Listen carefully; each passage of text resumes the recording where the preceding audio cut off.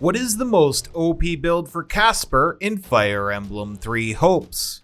Caspar is a very strong character for a physical unit. This build is going to look pretty similar to Raphael, but Caspar does it better. This build has a higher skill cap than some of the other ones due to the fact that you need to keep a careful eye on your health. You could lose it fairly quickly. I present to you Enraged Smasher Caspar. Starting with our weapon Vajra Mushti, this weapon is really the only non-RNG weapon you could use as a War Master, but luckily, the chance of you running more than 2 fist characters is slim to none, so we should be fine using this weapon again. The advantage to running Vajra is both the Eye for an Eye ability that increases your damage as your health decreases, and the Eviscerate combat art. That leads us to our accessory. We're using the Snow Dragon sign, which gives us the Crest of Chevalier. For us to gain the Eviscerate ability, this is required.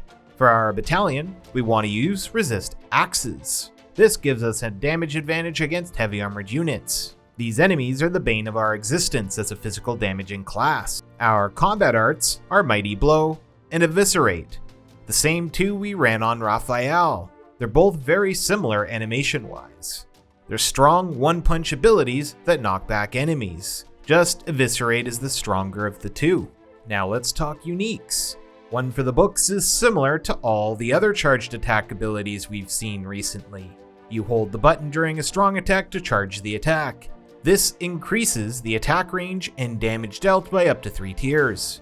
As a War Master, we could really use the extra range, so this ability is quite fitting for the build. Fists of Justice greatly increases damage to stun gauges, which is one of the biggest reasons to run War Master, as you'll see in a moment. Born Fighter increases our damage by 50% when ordered to seize, while Shatter causes our strong attacks to break the enemy guard.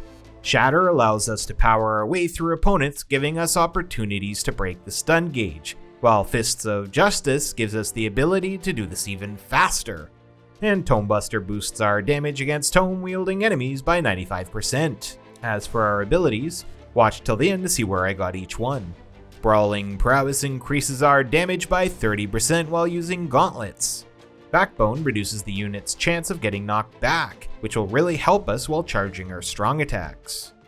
Wild Abandon greatly increases our damage done, but also greatly increases our damage received. Absorb Strength gives us a boost to strength for each enemy commander that we defeat. The buff lasts for the entire battle. Boost Critical increases our critical hit chance. Offensive Tactics gives us a 20% damage boost while our battalion is still active. Patience greatly increases our damage to stun gauges even further while attacking an enemy that is readying an attack. Range Master increases the range of our attacks, which is a really good ability to have as a War Master. Luna causes enemies to incur a reduction to defense proportionate to our luck stat when we attack. And finally, Impossible Feat greatly increases our damage done to foes while our HP is above 25%. This comes at the cost of sustaining damage when we attack. Our major stats required for the build are Strength and Dex, with Speed as a secondary. Strength is what all of our damage is based on. Dex is needed to boost our critical hit chance as well as our critical rushes, and keep in mind we have a ton of support for breaking stun gauges. And Speed's main role is to reduce the cooldowns a bit, since our combat arts take forever to charge. As usual with War Master, this makes our leveling path very simple. Level 120 times as a War Master, and that's it. In my opinion, this class is by far the best class to level in for growth rates, at least for strength-based characters. Feel free to max strength and dex with stat boosting items if you're a big fan of Caspar. Now, how does the class play? Well, you rely on your combat arts to activate stun gauges on enemies. Then use your strong attacks as well as normal combos to shatter it as quickly as you can. If your dex is high enough, the critical rush damage will be devastating. Keep an eye on your HP though. Once you reach around 10%, you may want to use a healing item or pop a potion. I don't like risking a character below that percent. The lower your HP is, the higher your damage, so keep that in mind. Your HP can drop very quickly, so please be careful. Now for where I got each ability. Brawling Prowess is from Brawler, Grappler, and War Master. Backbone from Soldier. Wild Abandon from Brigand. Absorb Strength from Dark Bishop.